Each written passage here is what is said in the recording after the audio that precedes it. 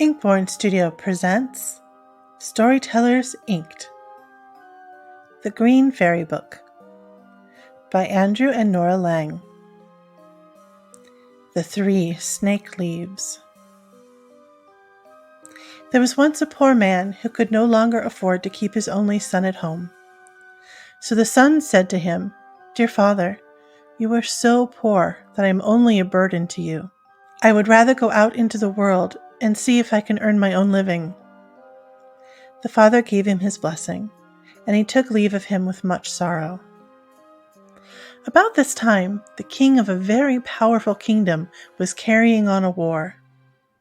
The youth therefore took service under him and went on the campaign. When they came before the enemy, a battle took place, and there was some hot fighting, and it rained bullets so thickly that his comrades fell around him on all sides. And when their leader fell too, the rest wished to take flight. But the youth stepped forward and encouraged them and called out, "We must not let our country be ruined." Then the others followed him, and he pressed on and defeated the enemy. When the king heard that he had him to thank alone for this victory, he raised him higher than anyone else in rank, and gave him great treasures, and made him first in the kingdom. The king had a daughter who was very beautiful, but she was also very capricious. She had made a vow to marry no one who would not promise her that if she died first, he would allow himself to be buried alive with her. "If he loves me truly," she used to say, "what use would life be for him then?" At the same time, she was willing to do the same, and if he died first, was to be buried with him. This curious vow had up to this time frightened away all suitors. But the young man was so captivated by her beauty that he hesitated at nothing, and asked her hand of her father. "Do you know," asked the king, "what you have to promise?" "I shall have to go to the grave with her," he answered, "if I outlive her. But my love is so great, I do not think of the risk." So the king consented, and the wedding was celebrated with great splendor. Now they lived for a long time very happy with one another.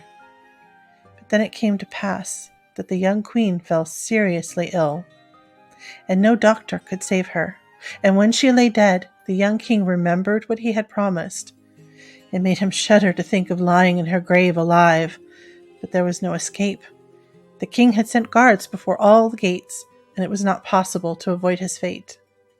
When the day arrived in which the corpse was to be laid in the royal vault, he was led there, and the entrance was bolted and closed up. Near the coffin stood a table on which were placed 4 candles, 4 loaves of bread, and 4 bottles of wine. As soon as this provision came to an end, he would have to die. So he sat there full of grief and misery, eating every day only a tiny bit of bread, and drinking only a mouthful of wine, and he watched death creeping nearer and nearer to him. One day, as he was sitting staring moodily in front of him, he saw a snake creep out of the corner towards the corpse. Thinking it was going to touch it, he drew his sword and saying, "As long as I am alive, you shall not harm her!" He cut it into 3 pieces. After a little time, a second snake crept out of the corner. But when it saw the first one lying dead in pieces, it went back and then came back in again, holding 3 green leaves in its mouth. Then it took the 3 bits of the snake and laid them in order, and put one of the leaves on each wound. Immediately the pieces joined together. The snake moved itself and became alive, and then they both hurried away. The leaves remained lying on the ground, and it suddenly occurred to the unfortunate man who had seen everything that the wonderful power of the leaves might also be exercised upon a human being. So he picked up the leaves and laid one on the mouth and the other 2 on the eyes of the dead woman. And scarcely had he done this before the blood began to circulate in her veins, and then it mounted and brought color back to her white face, and she drew a breath, opened her eyes, and said, "Where am I?" "You are with me, dear lady," he answered, and told her all that had happened, and how he had brought her to life again. And then he gave her some wine and some bread. And when her strength had returned, she got up, they went to the door, and knocked and called so loudly that the guards heard them, and they told the king. The king himself came to open the door, and there he found both happy and well. He rejoiced with them now all trouble was over. But the young king gave the 3 snake leaves to a servant, saying to him, "Keep them carefully for me, and always carry them with you. Who knows but they may be help for us in a time of need?" It seemed, however, as if a change had come over the young queen after she had been restored to life, as if all her love for her husband had faded from her heart. Sometime afterwards, when he wanted to take a journey over the sea to see his old father, and they were aboard a ship, she forgot the great love and faithfulness he had shown her, and how he had saved her from death, and fell in love with the captain. And one day, when the young king was lying asleep, she called the captain to her, and seized the head of the sleeping king, and made him take his feet, and together they threw him into the sea. When they had done this wicked deed, she said to him, "Now let us go home, and say that he died on the journey. I will praise you so much to my father that he will marry me to you, and make you the heir to the throne." But the faithful servant, who had seen everything, let down a little boat into the sea, unobserved by them, and rowed after his master while the traders sailed on.